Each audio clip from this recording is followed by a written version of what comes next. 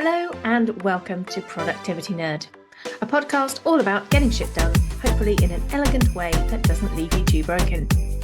In our crazy worlds, we're all about balancing the need to work enough to make ends meet, enough not to annoy our bosses, but also enough that we feel like we've done enough, which can be a whole different psychological and emotional ballgame, along with the human need to rest and stay well.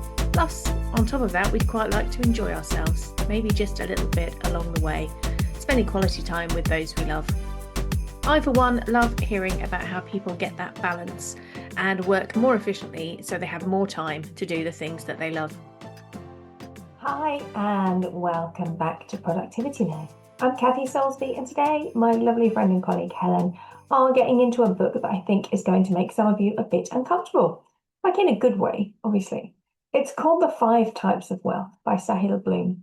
And before you switch off because you think you know what's coming, it is not another book telling you to journal more and drink less wine. It's a little bit sharper than that. So Bloom, he had the career that's supposed to make you happy. He even researched, what should I do after university? Good money, prestigious firm, all that good stuff. But he still didn't feel like he was quite right. So he started asking a different question. Not how do I do more, but what's actually worth doing? What does a wealthy life look like when you strip out the stuff that we are told is wealth? So he lands on 5 types of wealth, and only one of them involves money. The other 4 are ones most of us are quietly struggling with a bit while we're busy optimizing our calendars. So Helen and I both read it. We have some thoughts. It feels a bit negative, I think, some of our thoughts, but it's not. Maybe we're just a bit grouchy. But let's get into it. Hello and welcome to Productivity Nerd. I'm Kathy Soulsby, and today I'm joined by my lovely friend and colleague, Helen Taylor. Hi, Helen. Hello. Hello. Hello, hello. And today we are talking about a book, The 5 Types of Wealth by Sahil Bloom. And most productivity books, they tell you how to squeeze more out of your day. This book asks a more uncomfortable question, which is, what if you are optimizing your time for completely the wrong thing?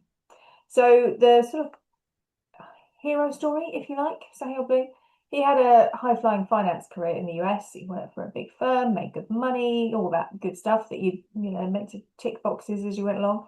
But he felt a bit empty, and he walked away from it and spent years kind of working out what wealth actually means. And this book is his kind of journey to that.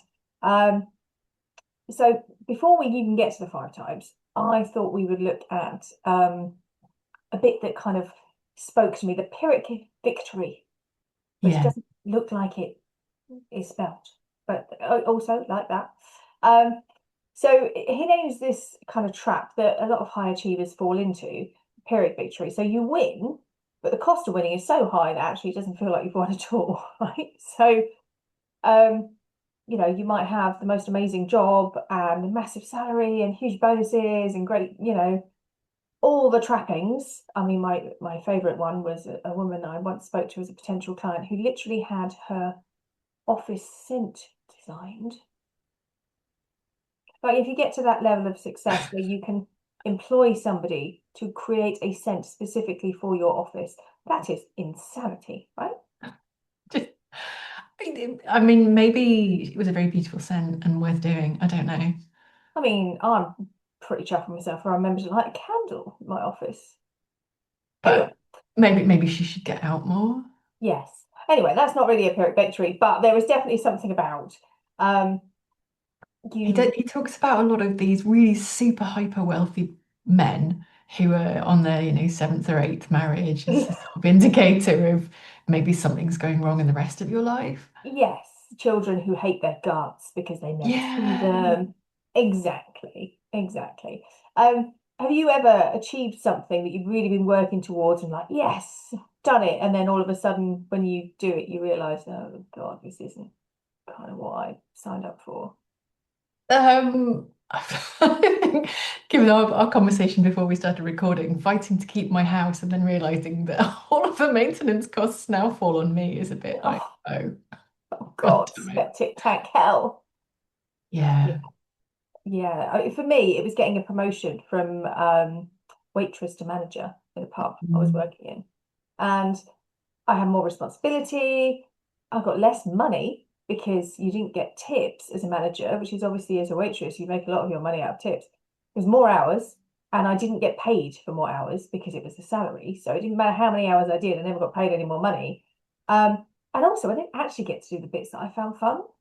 I didn't get to do that much chatting with the customers. I didn't get to do any of that, and instead I had to do a lot more things that were a lot less fun, like suspending people for nicking the vodka out of the store cupboard and throwing customers out because they're chucking garlic bread around like idiots. So yeah, that was my one. I kind of went, do you know what, I really love waitressing, I really hate managing in that particular environment anyway. So yeah, that was my one. So you win the battle, but actually you're losing the war is effectively where the name pyrrhic comes from, I think. He does explain it in the book. Good. I did listen to it, I promise. I just didn't retain it clearly. And the other one that really hit home for me was somebody asked him, he said how he moved somewhere else in the States, and obviously the States is massive, so in the UK you're never that far away from anybody, but in the States if you move to a new town, it's a flight away. He moved away from his parents for a new job, and his friend said, well, how old are your parents? He said, oh, I'm 65. He said, okay, well, how often do you visit them? He said, oh, once or twice a year, whatever it was. And then he went, okay, and most people live to 65, so you're going to see your parents 15 times more before they die. He kind of went, ooh, wow, okay, that's This does run through the book. This is a kind of ongoing thread of how many times are you going to get to do this again before you die. There's a lot of the end is nigh coming through the book. And once again, every podcast I seem to do with Claire involves me somehow going to her funeral, and there's a bit of that towards the end as well. So it's going to be your funeral today.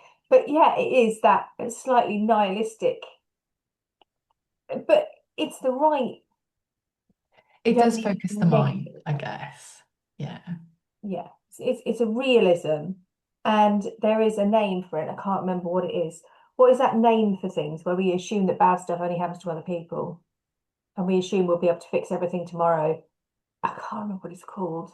It's I don't know, because I assume the bad stuff's going to happen to me, not to other people. Yeah, it's who are these people who spun through life? It's why people don't put money into pensions. Oh, I see. Yeah. And why people kind of think that they'll be fine and they'll fix it tomorrow, and bad, oh, I'm not going to get sick and have to and not be able to work, or it's that kind of thing. You sort of assume that stuff happens to other people, and then it to someone close to you, or it happens to you, and you go, oh my God, actually, no, this isn't an other person problem. This could be a me problem. So there is, I will look it up and add it to the outro. Whatever that thing is. But yeah, we all have a lot of that, and this is kind of counterbalancing that and going, actually, do you know what, this does happen to real people. Every family is going to lose its older generation, right? That's kind of how it goes. So we all walk around assuming there's more time. We'll go next year, we'll give them a ring at the weekend, and then one day that it's just not going to be an option. And it makes you think differently about time, I guess. Yeah, although I will say that this author has come from a very loving, supportive family, and is the type of person who really wants to engage with the generation of his family. So if that's not you, you might be triggered by this book. Yeah, exactly. You have to really want to spend time with your parents, and he sort of assumes that everybody does, and that's just not the case for everybody, right? Right. He does at some point say that this kind of relationship doesn't have to be your family. It could be other people. But just as a warning, if you're not somebody who has that relationship with your parents, this book's going to trigger you in many ways. Yes. And I read it, I mean, parents as well, but I have, because I'm weirdly hanging out with quite a lot of older folk. I hang out with people in their 80s quite often, and obviously they're not going to be around forever. So there is something for me about, yes, my parents, because they are in their late 70s, but I also have a lot of friends that I see every week who aren't going to be around that long, which also makes me think I need to find more friends my age, because otherwise I'm just going to go. It's going to be a cull. You'll be left on your own. I will. Me in the village, playing cards on my own. Sounds ideal. But yes, it's a sort of emotional start Mm. to productivity, isn't it? Yeah, it's about putting a finite limit on your time and then asking the question, okay, what are you going to do with that time that you've Yeah, got left? yes, And is the best use of your time sitting behind your desk working? And that's not, he does make the point that he's not saying, oh, you should all quit your jobs and go no, traveling. That's not it. But it's about dividing your time and also thinking about things in terms of long-term investment. And I don't mean financial investment. There's a whole section about if I am active now, this is protecting my future self. So will I be dancing at my 80th birthday party? yeah, Well, if I walk the dogs every day now, that's more likely. yes, exactly. And that's it's a very Stephen Covey thing, isn't it? Sharpening the saw. It's like you've got to put in the time now in your important box, and he does use the Eisenhower matrix as well, with Mhm. the things that are important, which are, no one's gonna drop dead if you don't do them today or tomorrow, but if you don't do them ever or Yeah, I'll drop regularly, dead. Yeah, you've got issues, keeping fit, all the rest of it. I mean, I've got case in point at the moment, I've just had a hip operation. It didn't entirely go to plan. And I ended up having to use a lot of upper body strength in hospital that I thankfully had because I've been going to the gym for 3 years. But I exactly. pictured myself as an 80-year-old, not fit, without that. Thought, goodness, I can totally see how an operation like this would be the end of somebody. Because if you Absolutely. haven't got that all round fitness to cope with holding your own body weight, you're stuffed. You can't move. And then if you can't move, or you're very wobbly on your feet and you're more at risk of more falls, and it's just horrible. So yeah, it was one of those real, you do need to be building your old lady body, basically. Yeah, Stop the yeah. bikini Again, body, build your we're old all lady about to body. die. Yeah. Build your old lady body before you die. I think that Before that you is turn the into an old running lady. theme of Yeah, the book. exactly. Before Before you you die. die, do this. Right. And the other thing I thought was quite good about him saying about finance, he wasn't saying, oh, there's money is not important and money doesn't matter. Mm. Actually, what he's saying is money is really important, actually, because not in and of itself as an Mm. Yeah, aim, but because it enables you to do other things. So, because it would be exactly. really trite to say, oh, nobody needs money, you can just go and live like a hippie in the woods and, hug your parents every day. But actually, the freedom to spend time how you want, a lot of that is because of money, right? Yeah, If you can't afford to function without two jobs, you haven't got the time to, you know, float off and do whatever you want. So money is absolutely important, but only in that it's an enabler for other things, basically. yeah, exactly. And there's also a section about enough, figuring out how much money is enough once you've got your Yeah. basics covered. And I think we can very easily get sucked into, and you and I have talked about this, six-figure month, especially if you're an entrepreneur or you're starting your own business, and you can get sucked into other people's goals. And there's a huge bit about making your own choices, Yeah. whether that is about your finances, whether that's about how you spend your time. It's find your goal, but make it your own. Yeah, Don't run exactly. someone else's race. No, indeed. And way back in COVID, I did a course, I think it was part of Yale. It was like they did a sort of whole load of free online courses for people. And it was a course on happiness. And it was really interesting. Uh, but they have done actual studies, and it was in America, so you'd have to translate it to the UK, and it probably doesn't because our economies are different, yada yada. But Mm. basically, there is an actual number that says above this amount, you don't get any happier. Yeah, I've seen this. Yeah. And Yeah, he was talking about billionaires and did a sort of survey, well, how much more money would you need to be happy? And this guy had like 3 billion. He's like, oh, probably another 3 billion. What are you doing? I don't know how you would possibly spend that.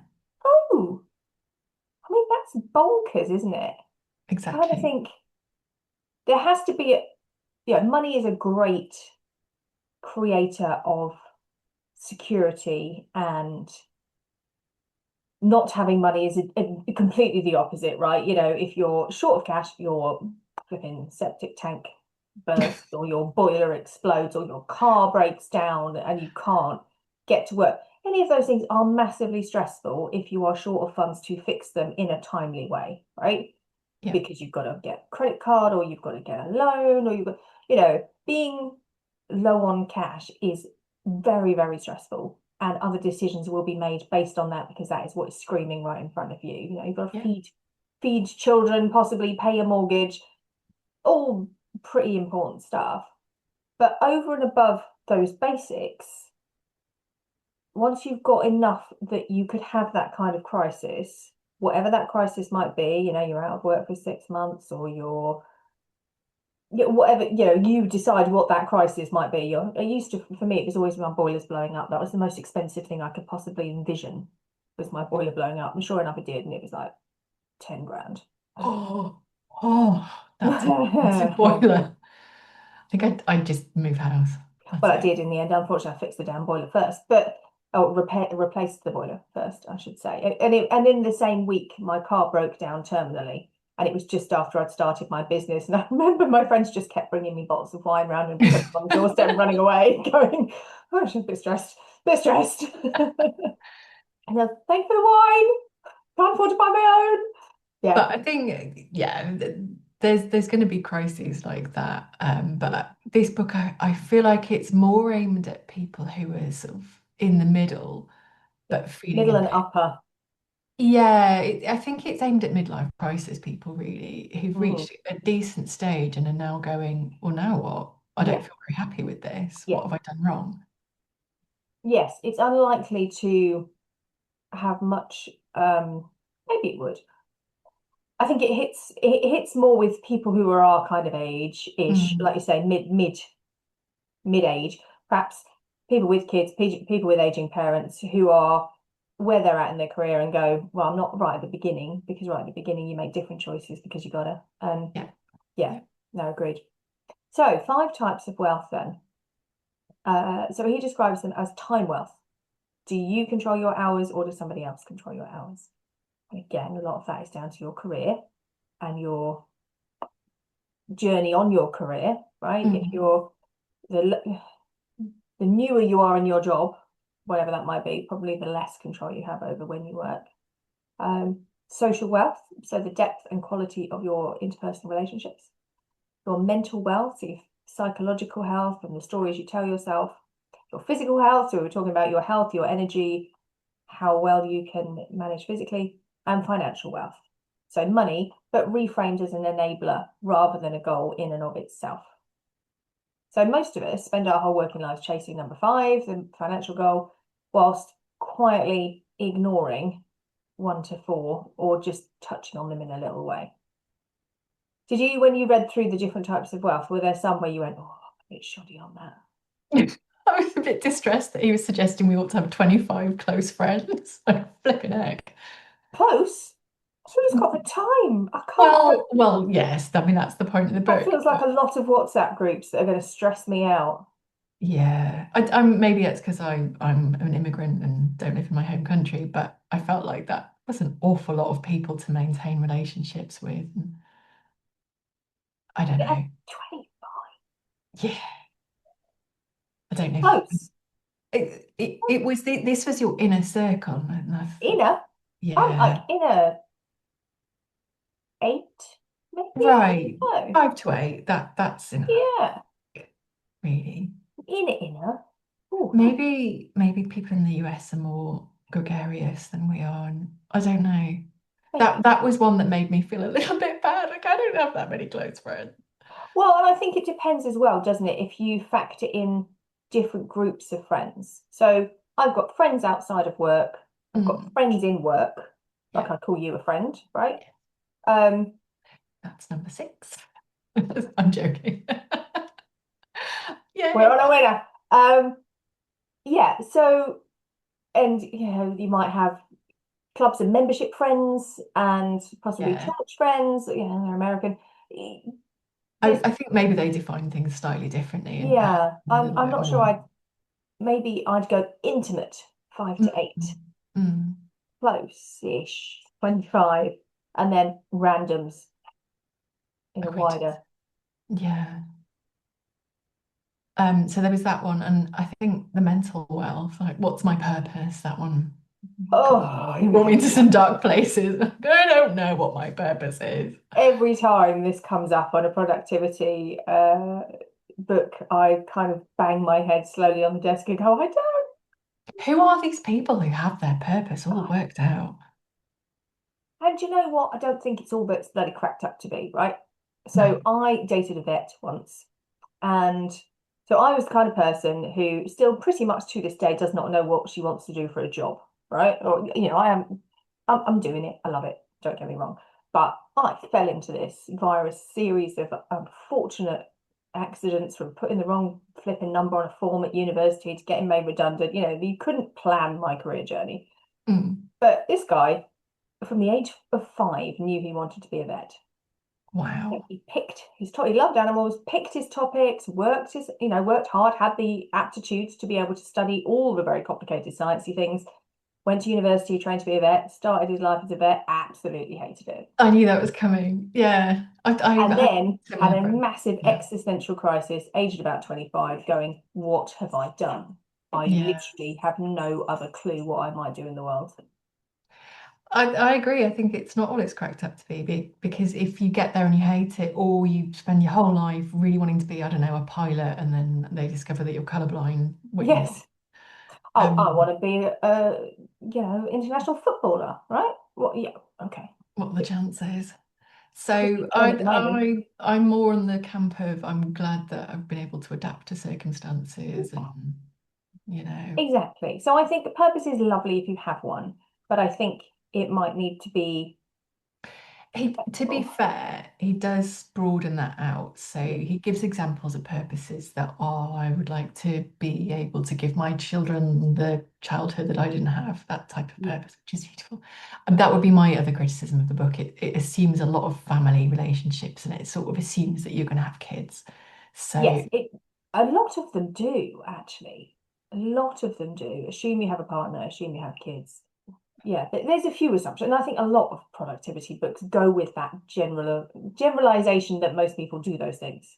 But there's a it's niche in somewhat the market, irritating in isn't those things. there? You and I should write books for single women who don't have kids Yeah, and yeah, don't have someone else who does all the cleaning and all the other stuff that never gets mentioned in these books. that's true, actually, isn't it? Yeah, I did feel like a bit reading through it. This is someone who clearly has a very supportive network around him to enable him to make these types of choices because he's yeah. not cleaning the floors and the bathroom. And, you know, We don't know that. He might be. maybe He he might be. is. Not mentioned in the book, though. No, but that doesn't necessarily mean he doesn't do it. It might just be too minimal. But it is. I think Claire and I did a podcast about Rue and her kind of decluttering and cleaning, which was Mm. fascinating because that's totally the other way. It's very niche talking about cleaning. And there definitely is something, isn't there, about people who don't have to think about managing a house and Mm. life, admin, and Or it's not all on you. yes, exactly. Exactly. And I have thrown my toys out the pram more than once in the last couple of weeks because it is all on me and I'm trying to do it on crutches without bending and I'm getting really, really pissed off with it. Yeah. And you cannot believe how long things take and how frustrating things are that you just Okay. take for granted. Yeah. And and I'm outside of this relatively fit and healthy, and it doesn't half make me think, God, there are people who live with disabilities all the time who Yeah. have to factor in a massive percentage of time just to cover the bare essentials that the rest of us take totally for granted. And the Yeah. same with, energy depleting illnesses. Absolutely. So I would say that was one of my thoughts running through the book is not to be like, oh, it's all right for you, mate. But I did feel like when you're not a single person in a unit trying to do all of these things, when you're sharing some of those loads, you do have a little bit more autonomy to make decisions about how you spend your time. Yes. Although a lot often when I do podcasts with Claire, Mm, because she is a mum, 2 kids, husband, I have a lot more freedom to choose how I spend my time than she does because she's got mm. responsibilities of caring for other people. Whereas True. I can just go, I don't feel it's like my it's own dishwasher, it can remain unemptied, no one else cares. I don't that's have. true. So I think it's a bit of swings around about, but yeah, it does really irk me, I think, that the assumption is everybody has that same trajectory Mm, through life. mm. Yeah. Indeed. Anyway, Anyway. Anyway, Owning aside. whinging aside, yes. So time wealth, obviously, big one. It's the only really non-renewable resource. You can make more money, but you can't make more Tuesday because Tuesday's been and gone. And he does ask, which is a great question, when you're at the end of your life, at your funeral, are you going to wish you'd answered more emails? I mean, no, but probably AI will be doing it soon anyway. So. Exactly. But it makes a point, right? It makes some point. And actually, sometimes, and I totally see this, being more productive can actually make the pyrrhic victory worse because you are more efficient. You're just doing more stuff that you shouldn't be doing. This is what I'm finding with AI. I'm God. being way more efficient, more stuff, but there suddenly seems to be more stuff that needs doing. Yeah. And Yeah, it's not that I'm spending less time behind my screen either. No, no, exactly. I had, well, actually, no. We were on a call earlier and there were some very rude words said to Claude. And I'm sorry, the robots are going to come and get me. I do try and say please and thank you, but I also call it all manner of names when it doesn't do what I say it should do.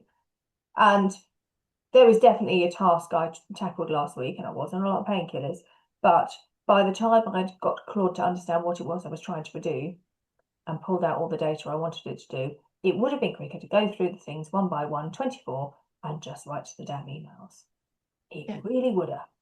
And I proved that last night by doing the second round of the thing I was doing, and I just created a template, but I just basically went through each one and customized it and went, do you know what? That was quicker than getting Claude to work out who I should email what thing to.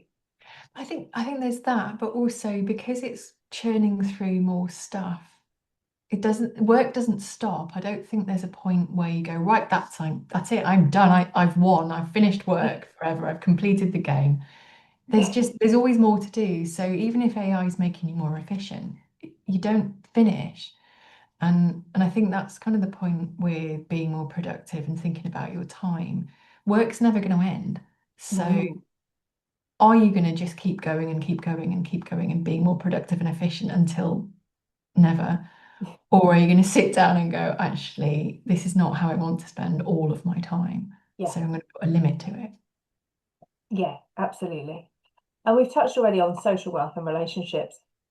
Loneliness is at epidemic levels, apparently, particularly among men. Trying to be sad about that, but I mean, you got to try. Why would that be? Why would that be? I wonder. I can't imagine. But I mean, adult friendships are genuinely quite hard to maintain, aren't they? I have one friend, we've been friends since school, and the only way we have managed to consistently see each other in real life, because we don't really do texting or ringing, we do real life. When we see each other, we put the next one in the diary before we leave the building, because otherwise you suddenly go, oh my God, I haven't seen you for 4 months. So that's the only way. And it's like, we're competent human beings. We enjoy spending time together, but God, we're terrible at organising it. But now we have a plan. We just literally, when we get together, the next one goes in the diary before we leave. I think it's some of that down to personality, though. Some of my friends are very, very good at keeping in touch, and Yes. I'm assuming because this is the only way I would be able to do it. They must have some kind of reminder that is send Helen a WhatsApp. I started that this year. I was so embarrassed because I'm so bad on keeping in touch with people. And one of my older friends, obviously, she's not working, so she doesn't have much going on. So she's very diligent about ringing and WhatsApping and all the rest of it. And I am absolutely bloody useless going, oh, yes, I must reply to that because I've got 17 others to do. Which kind of feeds back into the book. You know, if we were prioritizing our social wealth more, then perhaps we would be responding in a timely way. But because it doesn't feel like a priority, because work always feels like the priority, because success is measured by how much money you're making, we don't sort of measure success by how quickly you manage to reply to a WhatsApp message because you value your friendships. And it's not that you don't value your friendships. Not at all. No. It just doesn't seem as important in that moment as I've got to get this email sent. Yes. But it is important, and I know this because I am single, I've been at home on crutches, no bending. And God love my friends. They will ring me when they're vaguely in the vicinity going, have you dropped anything? Do you need anything picking up off the floor? in your milk. Yeah. Yeah, And you go, oh exactly. my God, I really have got a network of amazing friends. I'm so Yeah. lucky. Yeah. And this And goes back to that's our great. previous point about, investing. I'm not saying that friendships should be transactional, but if you invest in your relationships, then yeah, when crises happen, Yeah. then they pay out. That sounds terrible. That's not what I mean, but No. if you And don't invest in your relationships, you might well find yourself on your Todd with no one to yeah. talk to and And no one to I am the kind of person who will forget. So I have a mentee. Well, she's an ex-mentee now. We are just friends, if you Mm, like. I finished my official work with her, but I want to continue to be in touch with her because she's a fabulous person. I think she's great. So, but I know I will forget stuff. So I add, when we have our catch-ups and she's like, oh yeah, I'm going to get the results of this next week, or I find out about whether I've got that job. I will write it in my diary so I don't forget to message her and go, how'd you get on? Did you hear? Or yeah. whatever. And I will do the same with, other friends who are going through a bit of a tough time because it sounds bad, but they will just fly out of my brain. And Yeah. I'll set a reminder going, check in with so and so, how, just send them a message going, I'm just thinking of you and hope everything's okay, kind of thing. Yeah. But I think a lot of friends my age, we're very, we send each other an awful lot of Instagram memes and that's about it. Yeah. Do you have Yeah. that with friends? Absolutely. And it doesn't mean we're not good friends. It's actually weirdly quite a nice way of saying I'm thinking of you and I thought you'd find this funny, or oh my God, Exactly. didn't we do this when we were, or let's be old ladies like these mad old ladies doing this weird thing. Yeah, it's a nice and very quick and very easy way of communicating. We haven't got a lot of depth. Yeah, but then I mean, how often do you want to have deep and meaningful existential But chats that kind of based on reading this book, hardly ever at all. I was like, oh, my head hurts. I don't want to think about this. Yes. So yeah, we do need to be better. And sometimes if that means making it a bit transactional and putting notes in places, or like I had this year, a goal to go, right, okay, I need to make sure that these people I message on, this sort of cadence in case Yeah, I forget. And, I want to go and visit this person. I want an interesting night out that doesn't involve dogs with this person once every how often. I think if that makes it happen, then there's no shame in it. No, it's a goal, right? Exactly, A goal is a exactly. goal. Doesn't matter whether it's hitting turnover targets or not forgetting about your friends. I know Exactly. that I have the brain of a goldfish, right? If it's not written down, it doesn't happen. And that's not because I don't care. It's just because I'm really busy. And I suddenly, oh my God, Mum rang me 3 days ago, and I said, oh yeah, I'll call you back when I get back in the house. And it's now Thursday, and that was Monday. It's not because I don't care. It's because literally my brain is just full of mush. Yeah. And I think that's, a constant problem. I think people generally have a lot of mental noise, which Mm. means if you don't prioritize it, however you do it, right? Ball chart. I think this is all these efficiency things that have come into our lives to give us more time have actually just given us more work. Yeah, yeah. So mental wealth, the inner scorecard. So Bloom talks a lot about Warren Buffett, and Mm. he's come up a lot on this podcast as Warren Buffett. But are you measuring your life against your values, or are you checking it against how you appear to other people? Yeah. I think he name checks him because he was like one of the only billionaires who, when asked, how much more money would you need to feel satisfied? I think he said, "Oh, I've got enough, actually, it's fine." Yeah, yeah. And because he says no to a lot of stuff, because he's got a Mm. very successful investment method, and his method is basically saying no to almost everything and Yeah. playing a really, really long game. Yeah. Yeah. But yeah. And he also talks about stories we tell ourselves and how most anxiety comes from treating thoughts as facts, which is a slightly left field thing for a productivity thing, but okay. I get that. I look at other people who do what I do and go, oh my God, should I be doing that? Or oh, they've done that. I'm running behind again because I haven't done that. Yeah. I think we all do this. Yeah. thing at the moment is, oh, everybody else is better at AI than me, and I should be doing all these things. And they're not. Everyone's at the same level because we're all making up as we go along. As far as AI goes, I genuinely think I have called both ChatGPT and Claude more swear names than anybody else in the whole world. I called one of them a toaster with ambitions of greatness the other day. I was like, seriously, what are you doing? The robot invasion, I'm done for. Save yourself. But yeah, but it's useful to think about this inner scorecard as what actually are you measuring, and is it for yourself or is it Yeah. for somebody else who really doesn't care what you're doing, right? Or society or your family. And Mm, I think there's a lot of pressure. I don't know if that's still true today for young people, but certainly my generation was you had to do these certain things. You yeah, had to get your top grades, go to university, get a sexy sounding job, and then buy your house and do all these things that get married, have kids. yeah, that maybe you didn't want to do, or maybe Yeah, you wanted to do them in a slightly different way. And I think when I had a major career change and sold my flat in London, and the voices I got from that sort of people in my life were, oh, you can't do that. You'll never be able to buy in London again, and you can't throw away your career and bish bash bosh. I'm like, I don't want to buy a flat in London again, so that's fine. And this career was making me miserable, so I think we're good. yeah. But I think a lot of people are living someone else's idea of success. Mm, yeah, absolutely. Absolutely. And it's very hard to get out of that once you're in it, right? Mm.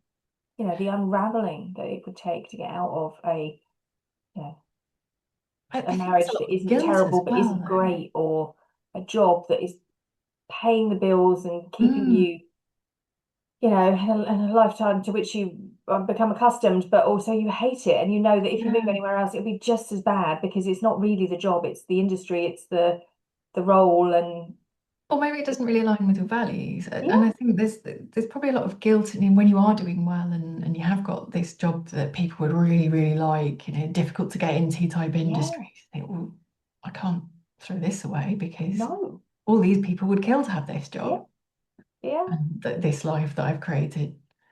yeah, indeed. And we talked a bit about the physical wealth, obviously, very Mm. important. You can't perform well when you're not sleeping well, when you're not eating well, when you're not moving well. But also, you have to you have to invest in your health now for it Yeah. to hold you up later because you can't fix it later. Yeah. Or He it's does really get hard a to little fix bit it. intense in that section, I found, with the diets and the extreme workout. So I will I call you boots. skimmed most of that. I'm a woman on crutches eating a lot of 12s at the moment. I wasn't in the headspace to read that bollocks. But I think we're self-employed people. We possibly understand more than most because we don't get sick pay that Mm, looking after yourself is kind of important. I don't think it makes it any easier. I think it just makes it more jeopardy, if you like. It's like it's even more scary yeah, because if I'm not yeah, working, I'm not getting paid. So exactly. there's a bit of that all of a sudden you go, oh God, maybe I do need to, you know, not get so burnt out that I'm going to get every germ going and have to go to bed for a week or whatever. So Yeah, yes, exactly. And I think, have you ever seen, slightly changing the subject, I'm saying you can't do this when you're old. Have you seen Train with Joan? no. Train with Joan is on Instagram. The woman is in her, I'm going to say 70s, might now be 80s, but she literally started weight training in old age. And Love she is that. as fit as a butcher's dog, this woman. She goes and she throws kettlebells around and she is hardcore training. And that's brilliant. And I think that goes to show actually you can do stuff when you're older.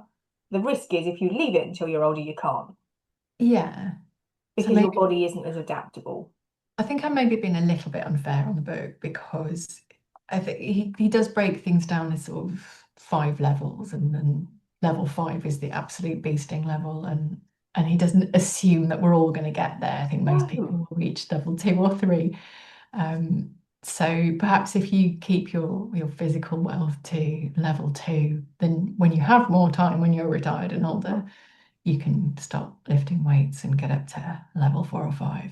maybe. Do you know, there's something about Americans, I think it's Michael Hyatt as well, who talks about, exercising 7 days a week. And I was always taught Are we that not actually meant you to need a couple of rest? rest days because it's not actually Right, good for you to exercise 7 days a week. exactly. Like, And just I, not. I think I know that you get up very early, but I'm always a bit turned off by people who write these books. And of course, I get up at 4:30 in the morning, and by 10 o'clock, I've done a full day's work. I'm like, oh, I'm not going to do that. No. But you'll be, I was hopping my crutches up to bed at 9:30 last night. So, everyone has a different body clock. He goes to bed at 8:30 in the evening, this What? chap. Right. So again, I'm questioning the kids and the rest of the things that need to happen in life. Who's doing these things? Who's doing these things if you're starting off to bed at 8:30? Right? I mean, I very occasionally, especially when I'm not feeling great, might go to bed at 8:30. But maybe he's just an early bird. Could And be. great, good for him, right? Not for everybody. Could Can't be. be. Could be. And the last one is money, which we did touch on. Financial stress is obviously very real, and the freedom that having enough money gives you is vital. But money's job is to buy options. The aim isn't money in and of itself. And I also think so, and we tend to treat it as the destination rather than a vehicle. Mm. It's also something for me, and I remember reading this, I can't remember where, about actually how you spend your money. We tend to remember much more and treasure much more experiences we've had with people than we do stuff. So, Yeah, and I mean, I haven't quite finished it, so I'm hoping it gets onto that later because he didn't really talk about that. well, maybe he doesn't. I haven't finished it either, sorry to say. Um, What he does talk about is not sweating the little purchases, but buying quality for the slightly bigger purchases. okay. There's a really famous quote in a Terry Pratchett book about buying quality boots. Um, Oh, yes, I've read that. yeah, so if you invest, I can't remember what the actual numbers are, of £200 in a very good pair of boots, they will last you 20 years. But for people who can't afford that, they invest less, but those boots need replacing. So they actually So spend over more. time they spend more. Yes. Yeah. Yeah. No, I've read that as well. And it is very true, isn't it? And I remember Mm. I went through exactly this with dog walking boots, with boots, in Mm. that I kept buying wellies because I refused to pay hundreds of pounds for good walking boots because I didn't have hundreds of pounds to pay for good walking boots.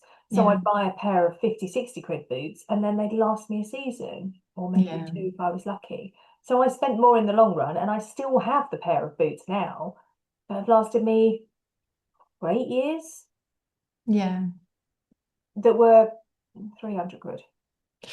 Yeah, exactly. I But they're mean, still good going and there's no position. sign of them dying yet. Yeah, So, but I didn't have the 300 quid to pay for them exactly. when I first needed them. And that was a massive amount of money to pay for a pair of boots. Even, But yeah. you still got them.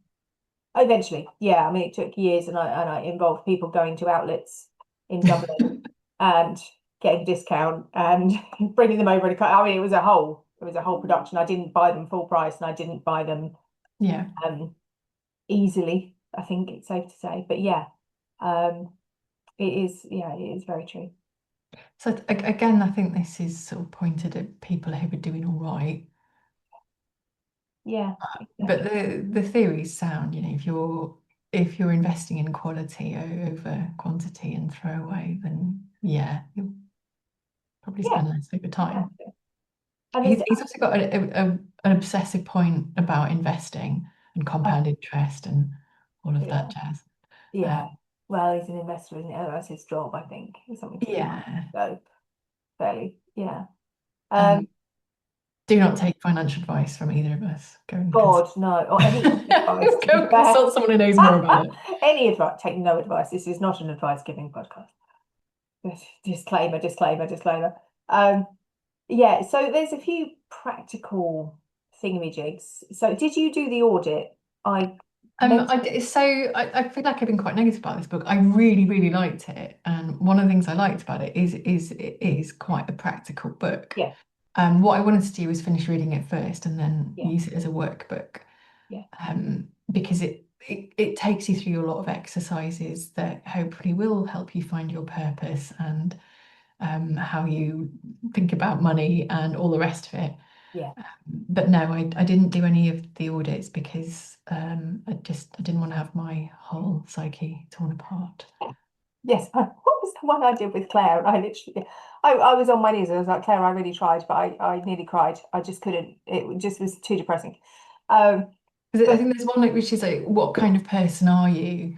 You know, I'm the kind of person who will never miss my kid's bath time. Like, yeah, I don't have that. yeah, I don't know what exactly. kind of person I am. Yeah. And that's supposedly the thing that guides all your decisions throughout the rest of the book. I'm like, I can't complete the first exercise, so we'll Yeah. just read it and deal with that later. Yeah. Yeah. Well, I quite like some of the other ones, and I would give them a go. So the weekly energy audit, I quite like that, Mm, which is what events or tasks or things gave you energy this week and what drained it. yeah. And um, I'm just putting in your diary some non-negotiables for each wealth type, the way you put in a meeting, which weirdly I have been doing because I've been off sick in inverted commas since my Yeah. operation. I have been putting things like lie on the bed with your legs up for 2 hours of a morning, or go for a walk as part of my physio. I've been putting them in my diary because otherwise I'll just sit at my desk and suddenly go, oh crap, I haven't. And fester. Yeah. Yeah, That's something I do anyway. yeah, Otherwise, people book things in. yes, So I think you and I both have lunch blocked out. yeah, Got a mid-morning break where I do one of the lovely Duncan Vincent classes who was on your podcast a few weeks ago. yeah, That for me is manageable. That's a half an hour yeah. exercise, job done. That is not what this book is like, well, half an hour at 5 in the morning and then a full 3 hour strength training. Like, that's not going to happen. Next it'll be high rocks, and at that point I'm literally just going to run screaming out the building. Oh, we talked about CrossFit. I hated it. I'm not going to. Of course he did. He's got that personality type. It's either going to be high rocks or CrossFit. Come on. Oh, Oh, oh. Anyway, yeah. sorry. I quite like the 1 year from now test for decisions. Mm, Quite like that. We've talked about decision making before, with Lena Everett, I think. And it was pretend you've made the decision already.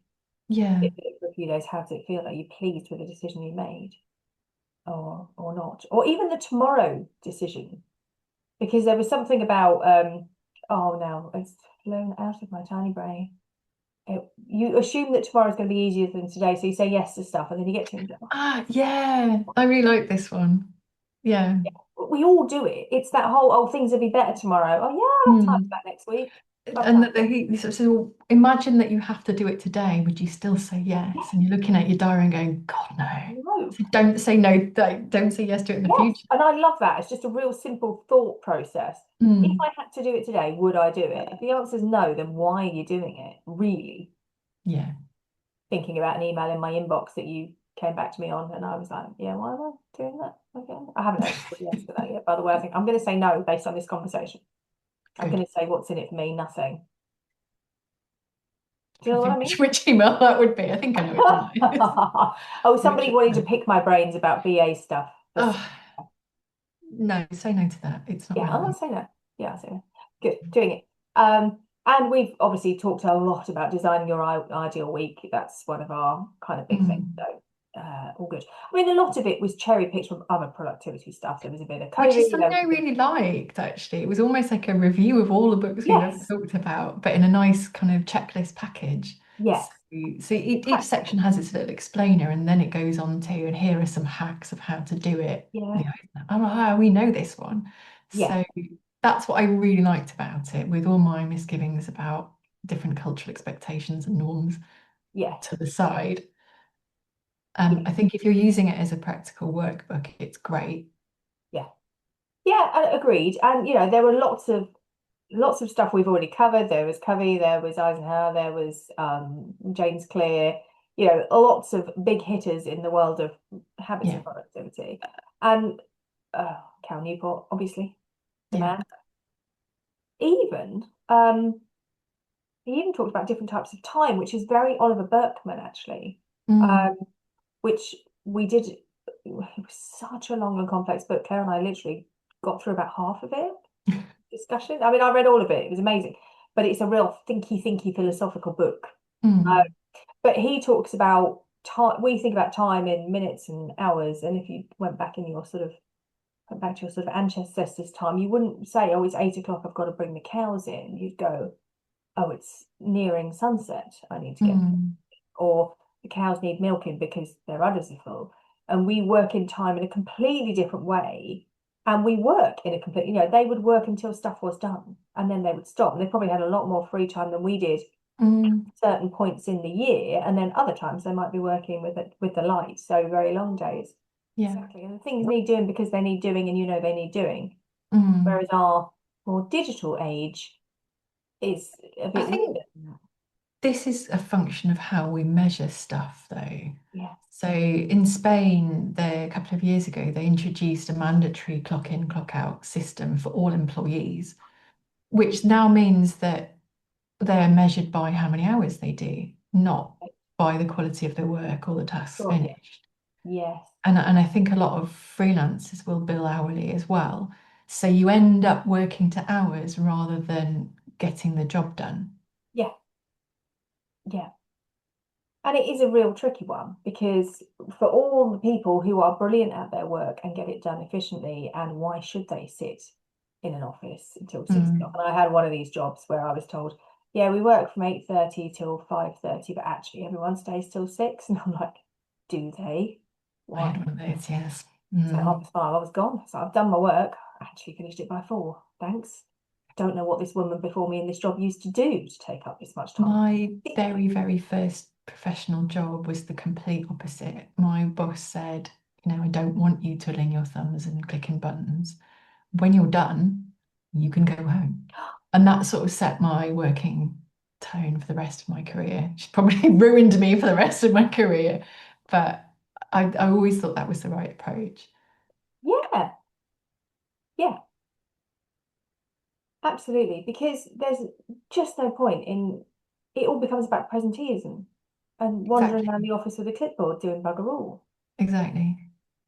Well, we could be spending that time, I don't know, what would he say, visiting our aging parents or thinking Coffee with a creatively or friend, whatever it is. or Mm. I don't know what the way around that is because it's again it's what society values. So society tends to value how much money we're making and how busy we are and how many hours we spend in the office and that's how pay is determined. We're this many hours, we're going to pay you this much money. So I don't know how we change that. no, it's really hard. It's really hard. And for those of us who are diligent, we just crack on with it and all the rest of it. But you always get a certain number of people who just take the mick and stay there as long as they stay there and accomplish as little as humanly possible. But that's the flip side, isn't it? If you clock in, clock out, then you're not incentivizing people to be productive. And No. you're saying to people, it's irrelevant what you do as long Yeah. as you are at your desk from 9 Visible. until 6. Do what you Yeah. like. Yeah. Yeah, I've got a friend who's got a colleague who drives everybody mental because she is absolutely the best fun. But the days she's in the office, nobody gets anything done because she's busy. She literally sit there doing the crossword, going, "What do you reckon this is? 9 down," and putting pictures on the interweb, and but literally everyone sort of watching her going, "What is she doing? Does she do any work?" And you're like, oh my God. And not only is she not working, but she's stopping everybody else working because she's sort of the I wish she's socialite of not the a public building. employee, please. Oh God. But yeah, it is quite interesting, isn't it? How different people work these things out. It's quite funny. So yeah, so on the whole, I really, really like the book, despite being very negative about it throughout most of this podcast. And I will probably reread it. perhaps we're just a bit arsy today. I mean, I've got, I'm probably between painkillers by about now. People keep knocking on my door and make me run up and downstairs to get stuff. Maybe I'll just be grouchy when I was Maybe. I think I was a bit like, well, you haven't had a massive car repair bill and yes. all the annoying things that have happened to me recently. Yeah. Yes. So on the whole, we liked it. Some of it you're going to have to adapt to your own way of life and your own thinking. But if you want the sort of good stuff from a lot of productivity books out there, it's a pretty good place to start, actually. Absolutely. Yeah. So yeah, brilliant. Well, thank you so much, Helen. It's been joy as always. Just shooting the breeze, whinging a bit, and slagging off poor old Mr. Bloom there. But Who seemed like a really nice bloke. he did, Apologies for all the negativity. he'll be like, I see you did a podcast about me. Can I come on? And we're like, oh, shit. But he seemed like the sort of nice bloke who probably would anyway, regardless. Probably would, and he could probably explain to us some of the nuances around his thinking as well. Yeah. But no, he did seem like a very, very nice chap generally, and I'm sure he is. And the book is definitely worth a read. It's not even that long, particularly. I know why I haven't got through it. It's on Audible, and I just kind of, yeah, I'm not far off, but I just couldn't. Is it because you're recovering from a hip operation? That might be the reason, right? Now, actually not meant to be working, but we had to record, and yeah, so there had to be some speed reading and some speed listening. But yes, worth a reason. Anyway, great to see you. See you soon. Okay, bye. Bye. So that was our conversation about the 5 types of wealth. You've got time, you've got social, mental, physical, and lastly, financial. And the uncomfortable truth is that most of us are very heavily overinvested in one of them and struggling a bit on the rest. The thing I couldn't think of that I was talking about with humans, there's 2. It's called optimism bias is the first one. That is us humans having a tendency to overestimate the probability for future events to be good and underestimate the probability of negative future events. So that is called optimism bias. I mean, it's probably useful, right? Otherwise, we'd just never get out of bed in the mornings if we weren't a little bit positive. We want to believe our futures are going to be good. And people believe they're less likely to get ill, lose their jobs, compared to the average person. So the challenge with that is that we're probably all average in some things, right? And there's also the present bias, which means that we're wired to prefer smaller, immediate rewards like cake than bigger rewards over a longer period of time, like, a healthier heart. We're a bit rubbish at delaying gratification as a breed. I certainly am. So having caught you up with my Googlings of things I couldn't think of, will you read the book? Do you think it's good for you? I mean, for me, it's the kind of book that's a bit annoying in a good way. It keeps poking you for a while after you've put it down, which I like. And the bit that stayed with me absolutely, that I'm going to do some work on and make some goals around for friends and family, is that kind of number of times you'll see people left. It's not a productivity hack, it's just a bit of maths. But once you've done it, you can't undo it and you can't unknow it. So links, as always, are in the show notes. If it prompts you to rethink something, I'd really love to hear about it. Until next time, I'm Kathy Soulsby, and this has been Productivity Nerd.